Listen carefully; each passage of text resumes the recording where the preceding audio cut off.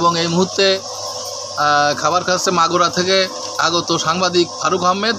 আমি সাংবাদিক আকরাম হোসেন ইকরাম, দৈনিক গ্রামের কাগজ এবং মাগুরার সাংবাদিক ইউনিয়নের সেক্রেটারি। মাইজপাড়ায় ভোজন বিলাস হোটেলে খাবার পরিবেশন।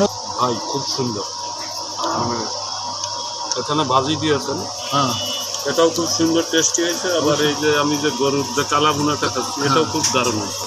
তারপর আর কি খাচ্ছেন? তন্দুল রুটি। আসলে এক কথায় যে আমার কাছে খুব সুন্দর লাগতেছে এবং খুব সুস্বাদু লাগতেছে।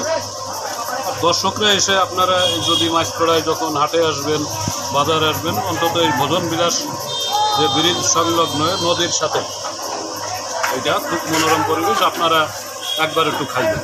ভোজন বিলাস হোটেল, এই ভোজন বিলাস হোটেলে আসলাম, তো এই হোটেলের পরিবেশ এত সুন্দর, খুব মনোরম পরিবেশ।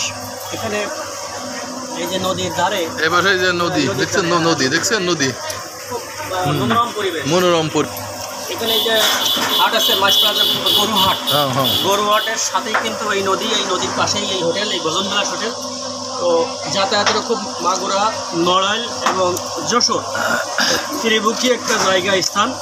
এখানে আসলে খুব মনোরম পরিবেশ এবং যারা দূর দূরান্ত থেকে যে সমস্ত ব্যাপারীরা আসে, আমার মনে হয় এই হোটেলেই খায়।